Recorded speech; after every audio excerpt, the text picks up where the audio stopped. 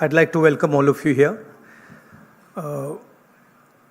महाराष्ट्र का जो चुनाव है विचारधारा का चुनाव है और 1-2 अरबपति और गरीबों के बीच में चुनाव है। अरबपति चाहते हैं कि मुंबई की जमीन उनके हाथ चले जाए। एस्टिमेट है 1 लाख करोड़ का एस्टिमेट है। 1 अरबपति को 1 लाख करोड़ रुपए देने की बात है। ये बैकग्राउंड मैं आपको दे रहा हूं। हमारी सोच है कि महाराष्ट्र के किसानों को, गरीबों को, बेरोजगार युवाओं को मदद की जरूरत है।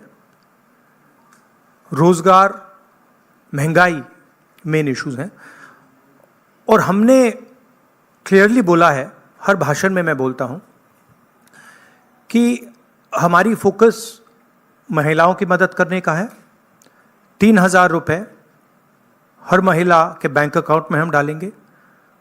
फ्री बस ट्रैवल होगा महिलाओं के लिए।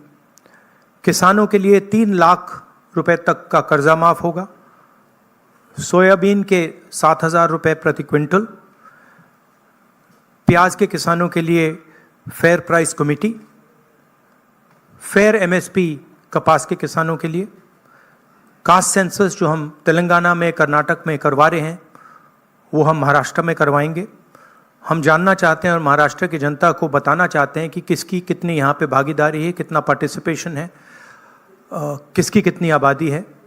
हम चाहते थे कि दिल्ली सरकार इसको करे। पार्लियामेंट हाउस में मैंने साफ बोला है, नरेंद्र मोदी जी के सामने बोला है कि हम कास्ट सेंसस करवाएंगे। ये देश के सामने सबसे बड़ा मुद्दा है। तकरीबन 50%, एस्टिमेट है 50% पिछड़ा वर्ग है, उनकी कहीं पार्टिसिपेशन नहीं है, सरकार में नहीं है, कॉर्पोरेट इंडिया में नहीं है, मीडिया में नहीं है। 15% दलित हैं, 8% आदिवासी हैं, उनकी भी कोई पार्टिसिपेशन नहीं है। तो कास्ट सेंसस सेंट्रल पिलर है हमारी स्ट्रेटजी का। हमने पार्लियामेंट हाउस में मैंने कहा है 50% रिजर्वेशन की दीवार भी हम तोड़ देंगे। वो भी प्रधानमंत्री करना नहीं चाहते हैं। हेल्थ इंश्योरेंस का हमारा यहाँ एक स्कीम है जो राजस्थान में बहुत सक्सेसफुल था। 25 लाख रुपए का स्वास्थ्य बीमा गरीब लोगों को, किसानों को, मजदूरों को, बेरोजगार युवाओं को ऑपरेशन की ज़रूरत हो, दवाई की ज़रूरत हो, MRI की ज़रूरत हो, जो भी मेडिकल फैसिलिटीज़ की ज़रूरत हो, 25 लाख रुपए तक की फैसिलिटी हमारी सरकार प्रोवाइड करेगी। और फाइनल जो युवा हैं, जो नरेंद्र मोदी जी की पॉलिसीज़ ने, नोटबंदी ने, GST ने जिनको बेरोज़गार किया है, उनके लिए अनएम्प्लॉयमेंट अलाउंस 4,000 रुपये का मंथली और 2.5 लाख जो सरकारी नौकरियां हैं उनको हम कमिट कर रहे हैं कि उनको हम आपके हवाले करेंगे। तो ये हमारा प्रोग्राम है। मेन इशू वही है। एक तरफ अदानी जी खड़े हैं, धारावी पे निशाना है। महाराष्ट्र की जो धन है उस पर निशाना है। मुंबई के नेचर को चेंज करने का लक्ष्य है। और दूसरी तरफ हमारे किसान, मजदूर, युवा जो एस्पायर कर रहे हैं, जो सपना देख रहे हैं, जिनका सपना हर रोज़ महाराष्ट्र की सरकार तोड़ रही है। तो ये लड़ाई है। Thank you. एक एक करके मैं अभी बता रहा हूँ। एक मिनट। बिल्कुल, अभी आपने बड़ा अच्छा व्यवस्थित रखा। इससे पहले आप सवाल शुरू करें, राहुल जी से मैं आग्रह करूंगा कि आपके सामने कुछ और भी कुछ ऐसा दिखाएं। एक सेकंड, वो क्या था? व्हाट वाज द नारा दैट मोदी जी गेव? क्या है? एक है तो सेफ है। हाँ, यस, दैट वाज। ये देखिए, इधर लाइए भैया इसको।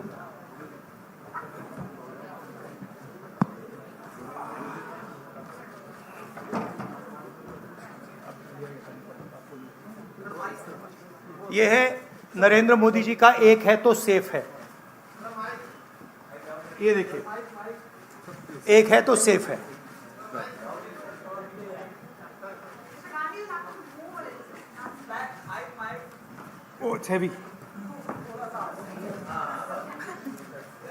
ये इसमें एक है तो सेफ है, ये नरेंद्र मोदी जी की महाराष्ट्र सरकार की स्ट्रेटजी है, हम आपको ये दिखाना चाह रहे हैं।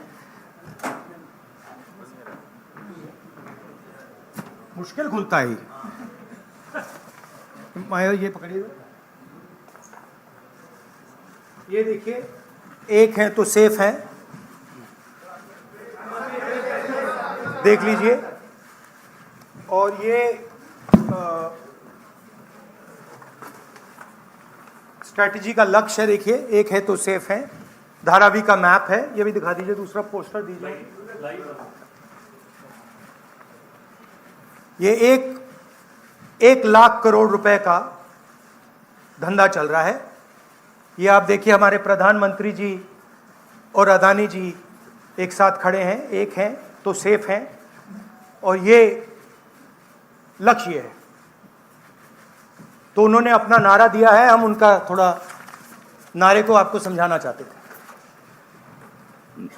धन्यवाद राहुल जी। ये अच्छा है, इसको पीछे रखेंगे। अच्छा, वो पोस्टर भी लगा दो साइड पे, पकड़ लो। एक इस साइड पकड़ लो, बताइए भैया। एक सेकेंड, आलोक देशपांडे, इंडियन एक्सप्रेस। राहुल जी, आप हमेशा कहते आए हैं कि महाराष्ट्र के डीएनए में कांग्रेस है। तो जब से ये इलेक्शन का मुद्दा शुरू हुआ, तब जब विकास का मुद्दा था, तो आज वो आगे कटेंगे तो कटेंगे, वोट जिहाद इन मुद्दों पे आके रुक गया है। तो क्या आपको लगता है कि इन सारी स्लोगन्स के वजह से महाराष्ट्र के डीएनए को नहीं, उनका जो स्लोगन, मेन जो स्लोगन है, एक है तो सेफ है, वो मैंने इतनी अच्छी तरह आपको दिखाया है, उसको समझाया है कि एक है तो सेफ है। एक कौन है? एक नरेंद्र मोदी जी हैं, अदानी जी हैं, अमित शाह जी हैं। सेफ है तो कौन सेफ है? अदानी जी सेफ हैं। कष्ट किसको होगा? धारावी की जनता को होगा। नुकसान किसका होगा? धारावी की जनता को होगा। जो हिंदुस्तान की स्मॉल और मीडियम इंडस्ट्रीज हैं, जिसका एक चिन्ह धारावी है, उसको एक व्यक्ति के लिए खत्म किया जा रहा है। तो लड़ाई यही है। नारा उन्होंने दिया, हमने आपको समझा दिया। इस इलेक्शन का नारा मोदी जी ने दिया है और बिल्कुल सही नारा है। एक है तो सेफ है। सवाल है सेफ कौन है, सेफ किसका है, एक कौन है, यह सवाल है। दीपक भट्टू से लोकमत। राहुल जी, आज मार्केट में किसानों को सोयाबीन का 4,000 रुपया करीबन रेट मिल रहा है। एमएसपी है 4,830 रुपया। तो आपने कहा है कि हम लोग 7,000 रुपये देंगे अगर सत्ता पे आएंगे तो, और प्लस बोनस। तो 4,000 और 7,000 प्लस बोनस, ये जो डिफरेंस है वो कहाँ से कांग्रेस कॉम्पेंसेट करेगी? ये हमने सारे कैलकुलेशंस कर रखे हैं, हमारा एक्सपीरियंस है, हमने ऐसी ही पॉलिसीज छत्तीसगढ़ में चलाई हैं। तो financially there is no problem, this is easily feasible, we have done all the calculations. Study किया है हमने। अगर आप डिटेल्स चाहते हैं तो हमारी टीम से हम आपको पूरा फाइनेंशियल डिटेल्स, ये जो हमारी कमिटमेंट्स हैं, इसका पूरा फाइनेंशियल डिटेल हम आपको दे देंगे, कोई प्रॉब्लम नहीं है। रंजीत सिंह, एएनआई। अभी राहुल जी गुड मॉर्निंग। मैं रंजीत, एएनआई से। आप चूंकि काफ़ी केंद्रित हैं धारावी के मुद्दे को लेकर के, तो मैं सवाल करना चाहूँगा कि 2005 से धारावी में कोई डेवलपमेंट हुआ नहीं है, रीडेवलपमेंट के नाम पे अगर हम बात करें तो अब जो योजना वहाँ चल रही है, आप चूंकि कह रहे हैं कि बिलियनियर को लखपति बनाने की कोशिश है, 1 लाख करोड़ का उनका टारगेट है। तो 2005 से अब तक जो विकास नहीं हुआ है, अब अगर शुरू हुआ है, उसमें आपको कमियां नजर आती हैं, और आप सरकार आने पे बदलने की बात भी की है महाविकास आघाड़ी ने। नहीं, विकास तो, नहीं हुआ सवाल नहीं है, रीडेवलपमेंट। हाँ, रीडेवलपमेंट। हाँ, तो उसके लिए अगर सरकार आपकी आती तो योजना बंद होगी, तो वो पुनर्विकास और लंबा नहीं किया जाएगा? 3 साल या 5 साल कम से कम लगेंगे, फिर एक बार शुरू होके और लेट। देखिए, हमारी पोजीशन बिल्कुल क्लियर है। ये जो जमीन है, जो लोग धारावी में रहते हैं, उनकी जमीन है, वो उस पे सालों से रह रहे हैं। वहाँ पे वो काम करते हैं, स्मॉल और मीडियम बिजनेसेस का हब है। धारावी को कन्वर्ट करने में दूसरी भी इश्यूज हैं। मैंग्रोव्स की जो ज़मीन है वो छीनी जा रही है, यहाँ पे बाढ़ आती है, ज़्यादा आएगी, लोगों को नुकसान होगा, और पूरा का पूरा काम एक व्यक्ति की मदद करने के लिए है। That is our objection. Our objection is that it is unfair, it is being done, the entire political machinery is being twisted to help one person.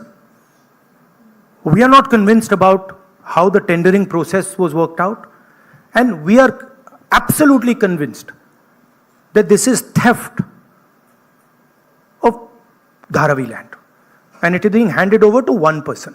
इसी व्यक्ति को देश के एयरपोर्ट्स दिए जा रहे हैं, इसी व्यक्ति को डिफेंस की पूरी मैन्युफैक्चरिंग की इंडस्ट्री दी जा रही है, इसी व्यक्ति को पोर्ट्स दिए जा रहे हैं, इसी व्यक्ति को धारावी दिया जा रहा है, इसी को मुंबई का एयरपोर्ट दिया जा रहा है।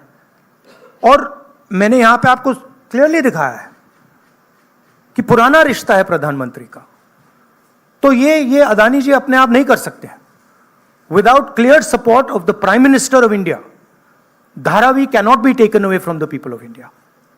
तो ये हो रहा है यहां पे, और ये चुनाव का मुद्दा है, बैकग्राउंड में है, फोरग्राउंड में है। यही मुद्दा है कि महाराष्ट्र का जो धन है वो महाराष्ट्र की जनता को मिलेगा, महाराष्ट्र के लोगों को मिलेगा, या फिर एक व्यक्ति को मिलेगा। और मैंने यहां प्रोजेक्ट्स के बारे में बोला है, मेरे पास लिस्ट है जो प्रोजेक्ट्स महाराष्ट्र के थे, जो आपसे छीनकर, महाराष्ट्र के युवाओं से छीनकर दूसरे स्टेटों में गए हैं। मैं लिस्ट पढ़ना चाहूंगा, और टोटल इसकी जो वैल्यू है, महाराष्ट्र के युवाओं को मालूम होना चाहिए कि आपकी सरकार क्या कर रही है। वेदांता का फॉक्सकॉन सेमीकंडक्टर प्लांट जो था, 1 लाख युवाओं को महाराष्ट्र में रोजगार मिलता, 1.5 लाख करोड़ रुपए की इंडस्ट्री का प्रोजेक्ट था, यह आपसे छीन लिया गया है। टाटा एयरबस प्रोजेक्ट, 6,000 युवाओं को हाईली टेक्निकल रोजगार मिलता, 1.8 लाख करोड़ रुपए का प्रोजेक्ट है, यह आपके हाथों से छीन लिया गया है।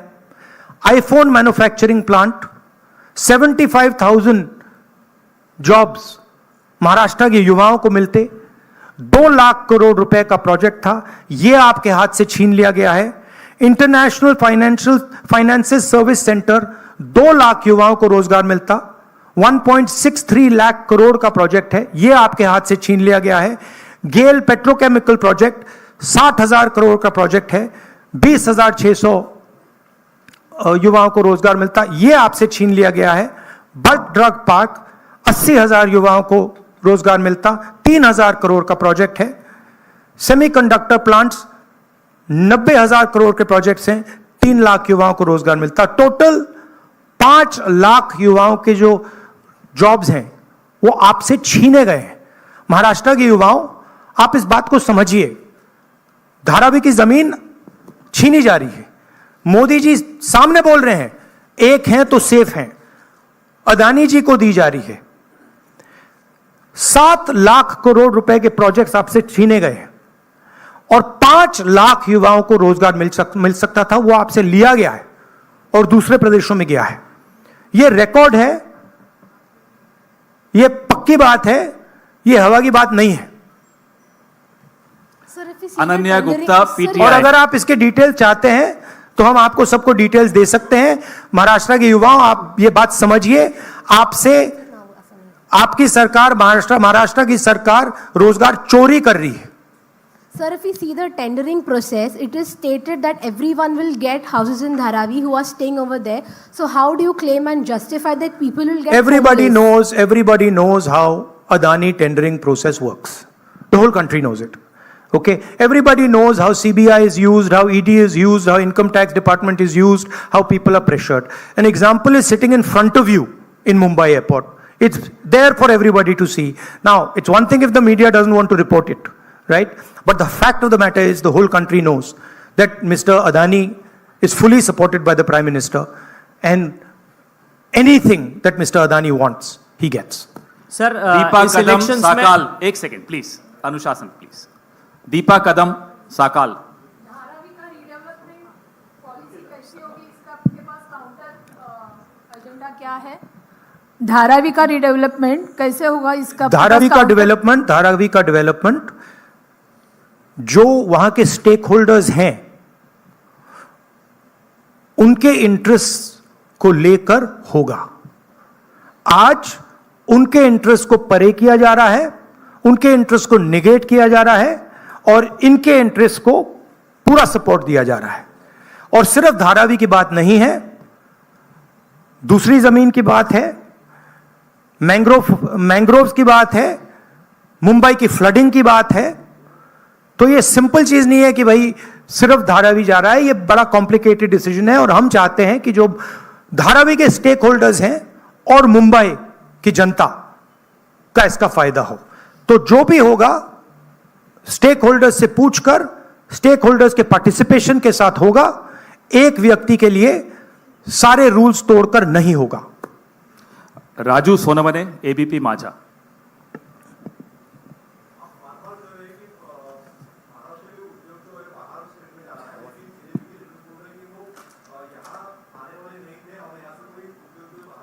नहीं, मैंने आपको लिस्ट पढ़ के दी है। 8 प्रोजेक्ट्स मैंने आपको डिटेल करके दिए हैं, क्योंकि बीजेपी ने बात बोली है मेरे बारे में कि कौन से प्रोजेक्ट्स की बात कर रहा हूं। तो ये हैं प्रोजेक्ट्स, लिस्ट हैं। इन प्रोजेक्ट्स को आप देख लीजिए, आप स्टडी कर लीजिए। ये सारे के सारे महाराष्ट्र में आने थे, ये सारे के सारे गुजरात गए हैं, ये फैक्ट है।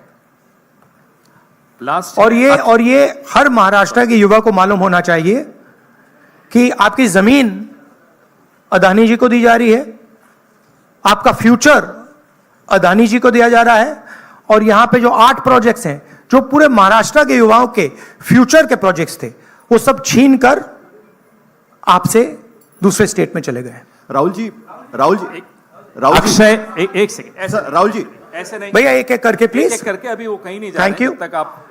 अक्षय मानकणी, नहीं, टीवी 9 मराठी। राज्य के विधानसभा इलेक्शन चालू है, बट देवेंद्र फडणवीस बोल रहे हैं कि ये धर्मयुद्ध अभी खेलना पड़ेगा, क्योंकि सज्जाद तोमानी जो मुस्लिम पर्सनल लॉ बोर्ड के प्रवक्ता है, उनकी एक ऑडियो देखिए बीजेपी को डिस्ट्रैक्ट करने की आदत है।